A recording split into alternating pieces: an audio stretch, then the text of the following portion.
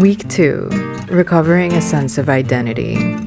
This is my second video in a series based on reading the book The Artist's Way and doing all of the exercises in the book. My favorite line in this whole book says this: "Going sane feels just like going crazy." Through our lives and the process of growing up, we're conditioned to ignore our instincts. This chapter talks about the poison of self-doubt and how it draws us away from our own intuitive sense of self. Self-doubt is sabotage, and we can't let well-meaning friends or relatives pull us off track when we know intuitively what's right for ourselves. Creativity flourishes when you accept yourself and when you feel safe. The biggest thing that I've been guilty of my entire life has been falling in line with other people's plans for my life. It's kind of normal to push kids to make decisions about their lives that they really aren't qualified to make. We expect kids and even 18 to 22-year-olds to know what they're going to be when they grow up without them really even seeing themselves accurately or even knowing all of their options.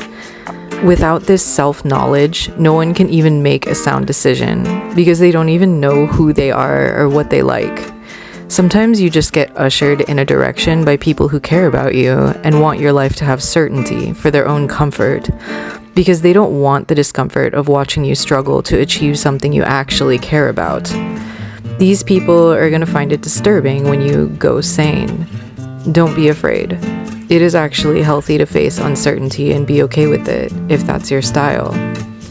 But when I first started, I continued to expend loads of energy doing for others instead of myself, because I had the idea that I would maybe need to rely on these connections for help one day. Well, surprise! When I got the deepest into practicing guitar and drawing that I had ever been, all the connections I so painstakingly invested in disappeared.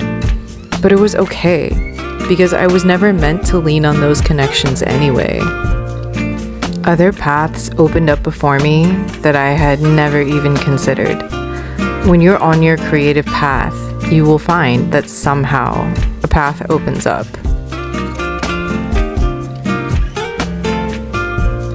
It just might not be the one you planned on or considered.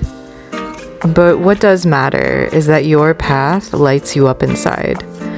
Julia Cameron also talks about crazy makers, or people who distract you with their drama or agendas.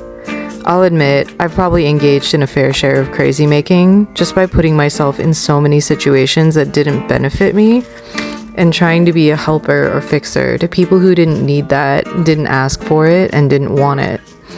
I had to learn to walk away and prioritize myself, not the role I had been trained to endure that was driving me crazy.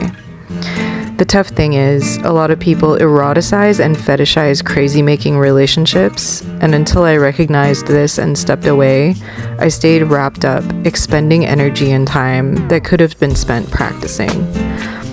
Codependency recovery is long and hard, but it is worth it in terms of your investment in yourself.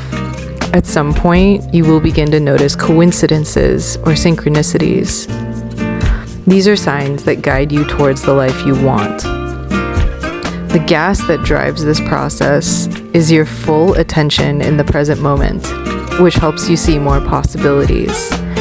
Life may be chaos swirling all around you, but if you pay attention to the small miracles taking place in front of you every day, you may just find some sanity. What I learned through sitting with my pain and giving it my full attention was how I had been holding myself back my whole life just for the sake of others, and how in order to write, I needed a stream of new experiences. So I did some strange things. And sure enough, my life opened up all sorts of possibilities I had no idea existed when I was playing it safe. I've still got a long way to go to get to where I want to be at music and art. But the point is, the journey is what's important, not the result. I think a lot of people might say you have to totally demonstrate competence before you have anything of value to share with the world. But I think in my case, it might be the opposite. Being open to share the uncertainty and messiness of your journey shows you don't have to have it all figured out immediately to do art. and the learning process has value in and of itself. Not knowing what the hell I'm doing has forced me to figure out solutions I never would have considered before. And it's made my art better. In a future video, I'll share how I ended up not paying rent for a year and finding unique ways to travel with very little money.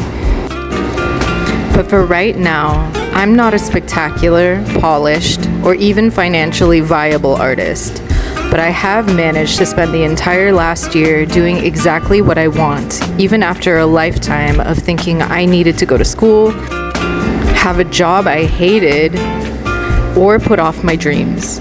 But I don't, and neither do you. The hardest thing I've ever had to do in my life was let myself feel safe doing exactly what I wanted. It's terrifying because society wants you to believe that if you do whatever you want, you'll never have enough money, you'll never enjoy your life. But the reality is, if you do whatever you want, you're a lot harder for society and other people to control. Because when you do what you want, you increase your sense of agency and you become more happy in your own life. It really is worth trying. I don't have a lot of money, but I do have total trust in myself that I can figure it out no matter where I go. And I have been, and that is priceless. Don't forget, if you want to follow along with us on this journey through the artist's way, you can pick up your copy at bookshop.org. Affiliate link is in the description below.